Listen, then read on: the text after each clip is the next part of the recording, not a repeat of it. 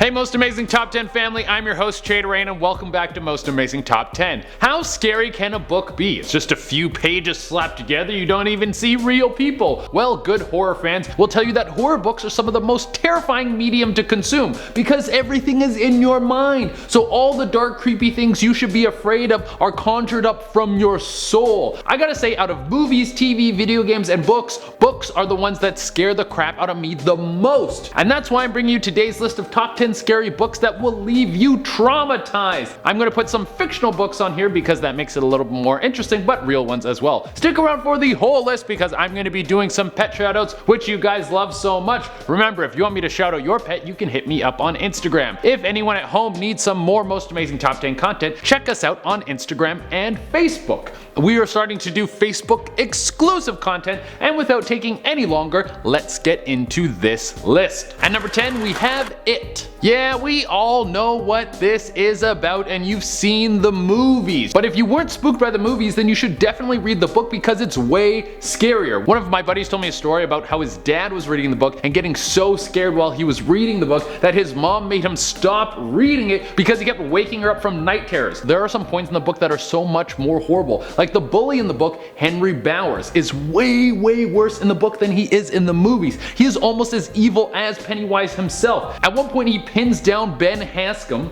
and he carves his name into his stomach like he's carving a turkey. He also whitewashes the kid's face in snow until he starts bleeding everywhere, and he also hunts down a dog and kills it. This is all before he gets sent to jail and then escapes from jail and is even more dangerous than before. That alone is enough to make the book much more terrifying, and there's also a weird group sex scene who everyone who reads the book talks about because it's super strange. At number 9 we have the Necronomicon. This isn't just a book, but it's also a weapon. Whoa, super crazy dude. It's a bunch of texts that have the power to summon demonic forces. It is the backbone of the horror series Evil Dead. The book summons a force that has the ability to kill and infect people with some sort of plague that turns them into slaves of the book while simultaneously rotting their bodies and making them look like bloodthirsty zombies. You can also use this book to summon demons to do your bidding, possess people, and communicate with the dead, and a whole bunch of other demonic things. Also, you read this book at your own risk. All the text is in an unknown language, and if you say the wrong thing, it might bring the end of the world. At number 8 we have the Journal of Tom Riddle. If you're a Harry Potter fan, then you know this book very well. This journal is one of the Horcruxes that is connected to Lord Voldemort. If you write in the book will write back to you, slowly corrupting you, getting into your mind and controlling you. In Harry Potter and the Chamber of Secrets, it corrupts the mind of Ginny Weasley and gets her to open the Chamber of Secrets, which wakes up the basilisk and leaves her for dead inside the chamber. I can't think of a way a book could scar you more than taking over your mind and turning you into a mindless slave. You need to get a lot of therapy to get over that one, yeah. At number 7 we have Pet Sematary. It should be no surprise that there is more than one Stephen King book on this list. He's one of the greatest horror writers that has ever walked the earth. We gotta give him a lot of love. Pet Sematary is one of the great horror classics. You have a cat that dies and then gets buried in a supernatural cemetery. The cat comes back to life. Holy crap, that is amazing. But then the protagonist's daughter dies. They have a funeral for the poor girl, but he can't live with it. He refuses to have his daughter taken away from him. So he goes to the graveyard, digs up his daughter, and then buries her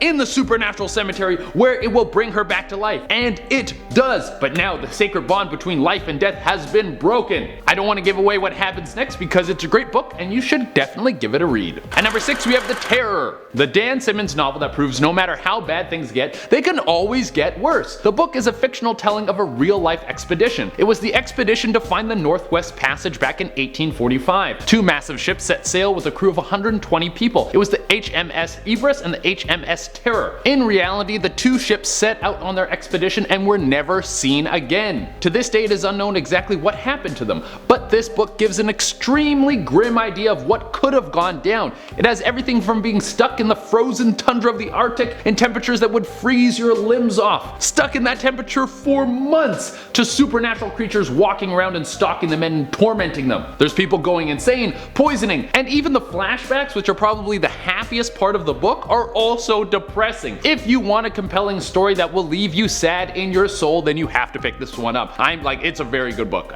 You should read it. At number 5, we have the Untitled Grimoires. This is one of the most mysterious books that has ever worked its way into the public eye. They were written by an unknown witch and scripted in a language that apparently only those who practice witchcraft can read. In fact, it said that you shouldn't even read it if you aren't someone who practices the dark arts, or it will bring death to you and everyone around you. Sounds pretty intense. Rumor says that the scriptures have been worked on through generations, with each time getting passed down they become more powerful. I don't know if I believe the whole hoopla, but someone out there clearly does, because when they were posted online for sale, they sold for over $13,000. I mean, that would be a lot of money to make off of some hoopla, that's for sure. At number 4, we have Silence of the Lambs. Hello, Clarice. You know that thing he does? A book about a super smart serial killer psychologist who is able to break out of prison, manipulate people, and also has a palate that loves the taste of human flesh. Wow, one extremely horrible serial killer packed into a book. Well, let's amp it up even more by throwing in another serial killer that likes to find women, put them in a hole in the ground for weeks at a time, make them put lotion on their skin to soften it up, and then kills them, skins them, and turns their moisturized skin into a nice suit. I think it's a dress, actually, I'm not too sure. Yeah, after reading this book, you'll be walking through your home, making sure all the doors and windows are locked, and checking the news to see if anyone has gone missing in the last few weeks. At number 3, we have Misery. This is a book that will make anyone second guess getting famous. The book follows an author who gets into a brutal car accident and then wakes up in a woman's home. She is a huge fan and is nursing him back to health. Well, that's what it seems like until he learns that she is keeping him their prisoner. He tries to escape, he tries to drug her, but continuously fails, and then when she realizes that he's trying to leave her, she cuts off his feet so he can't leave. Then he has to beat her to death with a typewriter so he can make it out a footless man. All because she was absolutely obsessed with him. Talk about abandonment issues. At number 2, we have the Codex Gigas. This book is said to be written by the devil himself. Now, even though this one sounds like it was pulled out of a movie, this is a real life scripture. The legend behind this book is more folklore than fact, but the most popular tale is that of a monk who was sentenced to death by the monastery. He didn't want to die, so he decided to make a deal. The monk promised the monastery that he would script the entire history of the monastery in one night. Halfway through the night, he saw that the task was actually impossible, so he prayed for help. But he didn't reach out to his loving God to come down and give him the answer. No, he went down below and he asked the Dark Lord to help him finish the book. The devil appeared before him and wrote the text. The scripture was written in a language that has never been decoded, and it is related to no known language. It also has pages that have full illustrations of what seems to be the devil. It's also said that the text is cursed, and anyone who tries to decode the text will die. And I can't really think of something more traumatizing than death. At number 1, we have House of Leaves. I really wanted to put a real book that you can go out and get at the number 1 spot. This has been called one of the scariest books of all time. That is a crazy statement, and it really makes me want to read this book. That's right, I haven't read this book, but it was mentioned so many times online that I thought it would be stupid not to put it at the top of the list. And also I've heard tons of people rave about it. The book centers around a documentary crew following a family who lives in a rather strange home. The home is larger on the inside than it would seem ever possible from looking at the outside, in a way that defies the laws of physics. From there, the story twists and turns to keep you on your toes and completely unaware of what's happening next. But that isn't the part of the book that really sets it apart from the best horror novels ever written. It's the layout of the book that makes the book so unsettling. There are constant footnotes that reference fictional books and movies. There are pages that have mirrored words that force you to flip your book to read them. The narrators will shift in between different people and communicate with each other. There are pages that have just a few words written on them. This all combines in a way to make the reader second guess their own thoughts